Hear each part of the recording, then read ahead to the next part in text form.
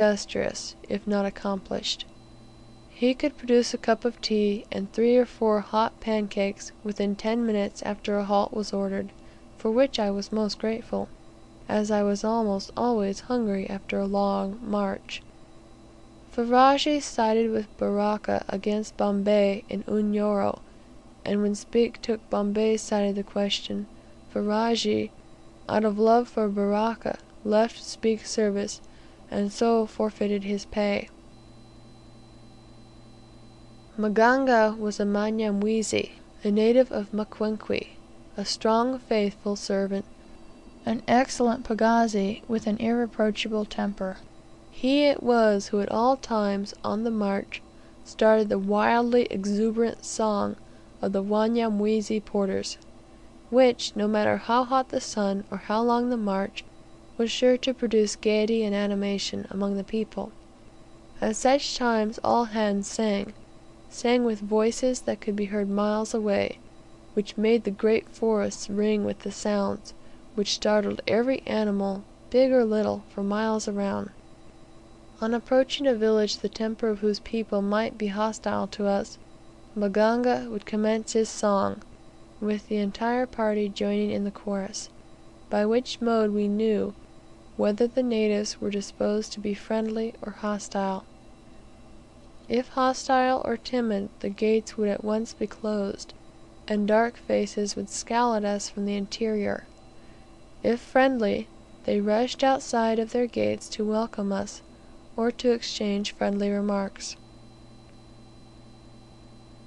An important member of the expedition was Selim, the young Arab. Without someone who spoke good Arabic, I could not have obtained the friendship of the chief Arabs in Unyanyembe. Neither could I have communicated with them, for though I understood Arabic, I could not speak it.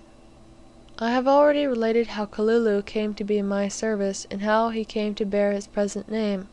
I soon found how apt and quick he was to learn, in consequence of which he was promoted to the rank of personal attendant. Even Selim could not vie with Kalulu in promptness and celerity, or in guessing my wants at the table. His little black eyes were constantly roving over the dishes, studying out the problem of what was further necessary, or had become unnecessary. We arrived at the Ziwani in about 4 hours 30 minutes from the time of our quitting the scene which had well nigh witnessed a sanguinary conflict. The Ziwani, or pool, contained no water, not a drop, until the parched tongues of my people warned them that they must proceed and excavate for water. This excavation was performed by means of strong hard sticks sharply pointed, in the dry hard caked bottom. After digging to a depth of 6 feet, their labours were rewarded with the sight of a few drops of muddy liquid percolating through the sides, which were eagerly swallowed to relieve their raging thirst. Some voluntarily started with buckets, gourds, and canteens south to a deserted clearing called the Tongoni, in Ukemba, and in about 3 hours returned with a plentiful supply for immediate use of good, clear water. In 1 hour 30 minutes we arrived at this Tongoni, or deserted clearing of the Wakamba. Here were 3 or 4 villages burnt, and an extensive clearing desolate, the work of the Wa Ruga Ruga of Marumbu. Those of the inhabitants who were left, after the spoliation and complete destruction of the flourishing settlement, emigrated westerly to Ugara. A large herd of buffalo now slaked their thirst at the pool which supplied the villages of Ukemba with water. Great masses of iron hematite cropped up above the surfaces in these forests. Wild fruit began to be abundant, the wood apple and tamarind, and a small plum like fruit, furnished us with many an agreeable repast. The honey bird is very frequent in these forests of Ukonongo. Its cry is a loud, quick chirrup. The Wakonongo understand how to avail themselves of its guidance to the sweet treasure of honey, which the wild bees have stored in the cleft of some great trees. Daily, the Wakonongo who joined our caravan brought me immense cakes of honeycomb containing delicious white and red honey. The red honeycomb generally contains large numbers of dead bees, but our exceedingly gluttonous people thought little of these. They not only ate the honey bees, but they ate a good deal of the wax. As soon as the honey bird descries the traveller, he immediately utters a series of wild, excited cries, hops about from twig to twig, and from branch to branch, then hops to another tree, incessantly repeating his chirruping call. The native, understanding the nature of the little bird, unhesitatingly follows him, but perhaps his steps are too slow for the impatient caller, upon which he flies back, urging him with louder, more impatient cries to hasten, and then darts swiftly forward, as if he would show how quickly he could go to the honey store, until at last the treasure is reached. The native has applied fire to the bees' nest and secured the honey, while the little bird preens himself, and chirrups in triumphant notes, as if he were informing the biped that without his aid he never could have found the honey. Buffalo gnats and tsetse were very troublesome on this march, owing to the numerous herds of game in the vicinity. On the 9th of October we made a long march in a southerly direction, and formed our camp in the centre of a splendid grove of trees. The water was very scarce on the road. The Wamrima and the Wanyamwezi are not long able to withstand thirst. When water is plentiful they slake their thirst at every stream and pool.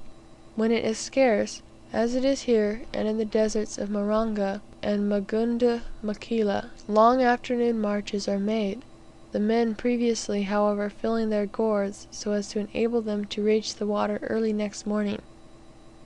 Selim was never able to endure thirst. It mattered not how much of the precious liquid he carried, he generally drank it all before reaching camp, and he consequently suffered during the night.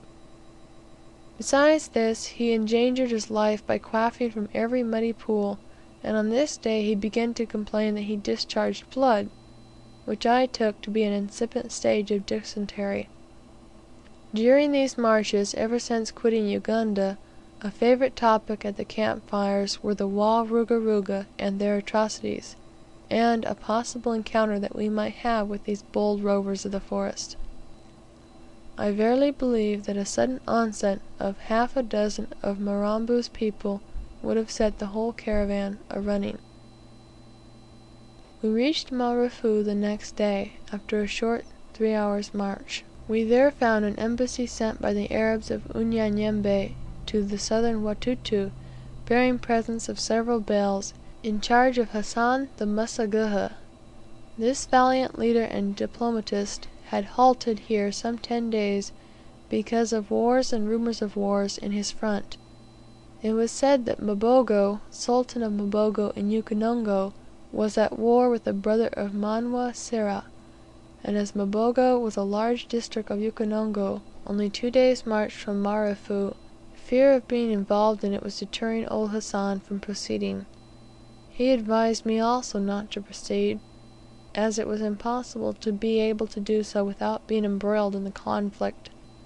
I informed him that I intended to proceed on my way, and take my chances, and graciously offered him my escort as far as the frontier of Ufipa, from which he could easily and safely continue on his way to the Watutu, but he declined it. We had now been travelling 14 days in a south westerly direction, having made a little more than 1 degree of latitude. I had intended to have gone a little further south, because it was such a good road; also since by going further south we should have laboured under no fear of meeting Mirambo. But the report of this war in our front, only 2 days off, compelled me, in the interest of the expedition, to strike across towards the Tanganika, in a west by north course through the forest, travelling, when it was advantageous, along elephant tracks and local paths. This new plan was adopted after consulting with Asmani the guide. We were now in Ukonongo, having entered this district when we crossed the Gombe Creek.